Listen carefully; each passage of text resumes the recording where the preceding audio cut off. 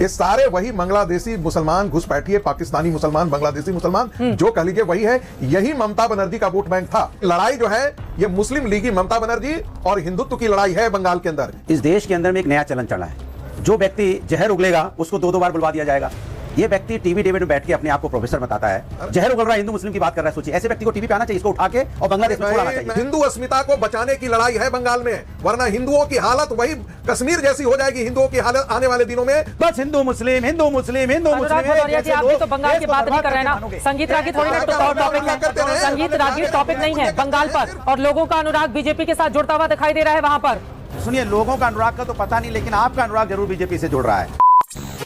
Bharatiya Janata party का महाचाटुकार संगीत रागी हर debate में बस हिंदू मुसलमान ही किया करता है। आज की इस वीडियो में हम देखेंगे कि जब डिबेट के दौरान संगीत रागी अपना रंग दिखाते हुए पश्चिम बंगाल के इलेक्शन में सारे मुद्दों को हटाकर सिर्फ और सिर्फ हिंदू और मुसलमान के बारे में ही बातें कर रहा था, तो फिर कैसे समाजवादी पार्टी के प्रवक्ता अनुराग भदौरिया ने इस चाटुकार की बड़े ही अच्छे तरीके से बैंड बजाई और साथ ही गोदी मीडिया एंकर चित्रा त्रिपाठी की भी जमकर खिंचाई की कि वो ऐसे टॉपिकों को और बढ़ावा देती है।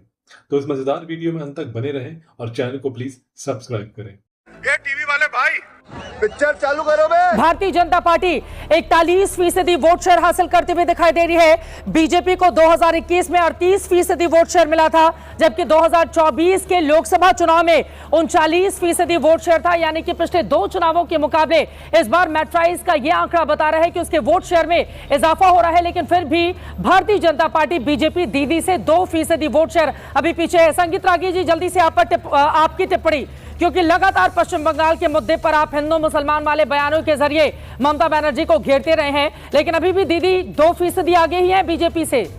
देखिए, 2% का आंसर, इस 2% का आंसर अंतर जो है वो बताता है कि ममता बनर्जी बंगाल चुनाव हार रही है। अच्छा।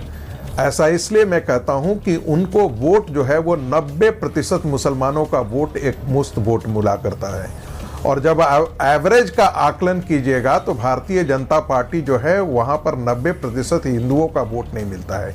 इसलिए आपने देखा होगा कि जब ममता बनर्जी की जीत होती है तो वहां अंतर बहुत बड़ा होता है, बिल्कुल 25,000, 30,000, 28,000, क्योंकि एक मुश्त मुसलमानों का वोट उनको पड़ता है। यदि ये अंतर इतना कम गया है तो आप यकीन मानिए 4 मई को ममता बनर्जी गई। 5% ही वोटों का अंतर कम करना था भारतीय जनता पार्टी को। 65 लाख मतदाताओं को इलेक्टोरल रोल से हटाया गया है और 28 लाख सस्पेंस जिनको अभी भी वोटर लिस्ट में नाम जगह पाने की है, वो वोट दे पाएंगे या नहीं दे पाएंगे। ये सारे वही बांग्लादेशी मुसलमान, घुसपैठिए पाकिस्तानी मुसलमान, बांग्लादेशी मुसलमान जो कह लीजिए वही है। यही ममता बनर्जी का वोट बैंक था। तो साला बहुत नीच आदमी है। यदि बंगाल का हिंदू बिना डर से बाहर निकल करके वोट किया तो आप देखिएगा ये आंकड़ा 160-170 भारतीय जनता पार्टी के पक्ष में जाएगा। और ये लड़ाई जो है ये मुस्लिम लीगी ममता बनर्जी और हिंदुत्व की लड़ाई है बंगाल के अंदर। हिंदू अपनी अस्मिता के लिए बचाने के लिए लड़ेगा, हिंदू अपनी संस्कृति के लिए बचाने, न कि टेरराइजिंग ममता कांग्रेस के लिए लड़ेगा। ये टीएमसी नहीं है, टेरर ममता कांग्रेस है। ये बंगालियों की बात करेंगे यार, वहां पर आप हिंदू मुसलमान की बात करेंगे संगीत रागी जी। बंगालियों की बात होगी ना कि पश्चिम बंगाल का वोटर इधर जाता है या उधर जाता है। संगीत रागी जी, प्रधानमंत्री जी ने आपके संगीत में हमेशा हिंदू मुसलमान क्यों निकलता रहता है? ये हिंदू अस्मिता, हिंदू अस्मिता को बचाने की लड़ाई है बंगाल में, वरना हिंदुओं की हालत वही कश्मीर जैसी हो जाएगी हिंदुओं की हालत आने वाले दिनों में। उससे मां बहनों को बचाने की ये लड़ाई है पश्चिम बंगाल में। ये कोई साधारण नहीं है, ये कोई आम चुनाव नहीं है, ये हिंदू सभ्यता और संस्कृति को बचाने की लड़ाई है। तो और जो हिंदू जयचंद जो ममता बनर्जी के साथ खड़े हैं वो जयचंद हैं। अरे क्या करूं मैं इसका, क्या करूं इसका, क्या करूं, मार भी नहीं सकता। हालांकि उनको बढ़त हासिल है, लेकिन सिर्फ 10 सीटों की। अनुराग भदौरिया जी, कांटे की टक्कर पश्चिम बंगाल में बीजेपी और टीएमसी के बीच में। मैं तो देखिए, इस देश के अंदर में एक नया चलन चला है, जो व्यक्ति जहर उगलेगा उसको 2 बार बुलवा दिया जाएगा।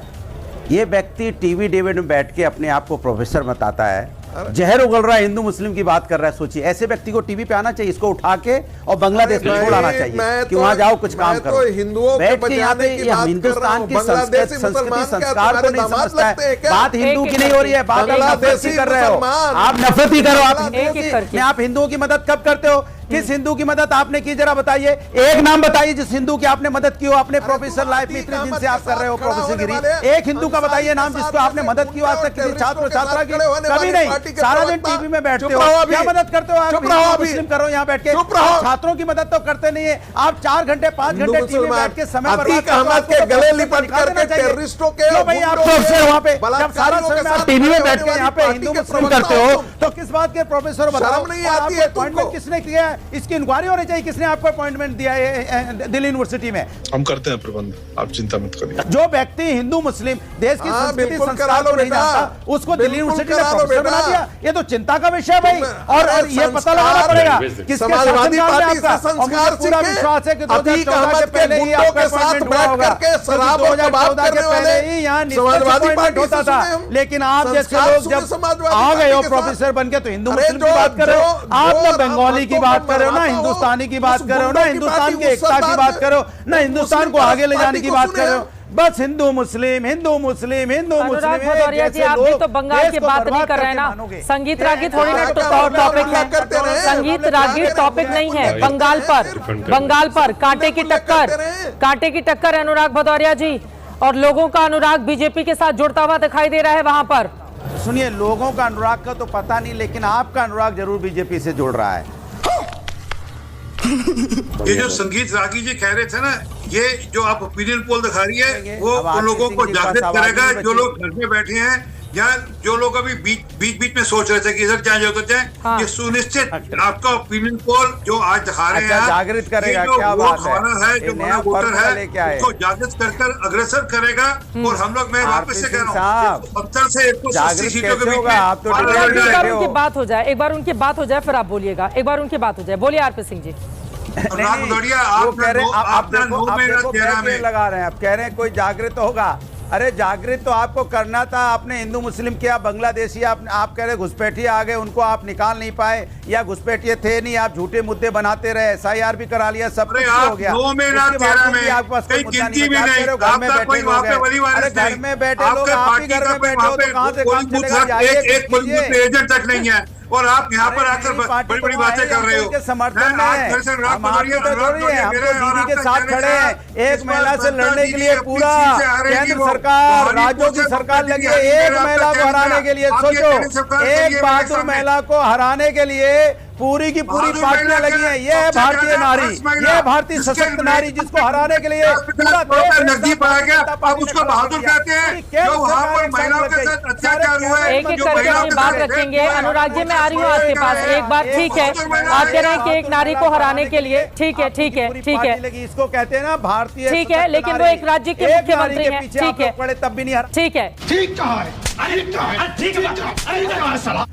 पूरा देश भारतीय जनता पार्टी की सरकारें लग गई एक महिला को हराने के लिए। एक महिला को हराने के लिए पूरा देश भारतीय जनता पार्टी एक साथ लगी हुई है। थोड़ी शर्म करो। इसको कहते हैं भारतीय मजबूत महिला, इसको कहते हैं शक्ति, इसीलिए कहते हैं शक्ति, इसीलिए कहते हैं दुर्गा की पूजा होती है कि एक महिला को हराने के लिए पूरी केंद्र सरकार, कई राज्यों की सरकार पीछे पड़ी है महिला को हराने के लिए, लेकिन फिर भी आपका पसीना छूट रहा है। सोचो कितनी सशक्त महिला है देश की, इसलिए महिला की देश की महिला का सम्मान कीजिए।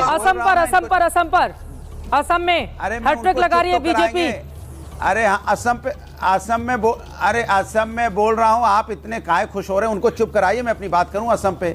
मैंने कहा कि भारतीय जनता पार्टी जितनी गंदी राजनीति असम में कर रही है, किसी के ऊपर व्यक्तिगत हमले करना, किसी की पत्नी पे व्यक्तिगत हमले करना, ये भारतीय जनता पार्टी की संस्कृति संस्कार में देखने को मिल रहा है।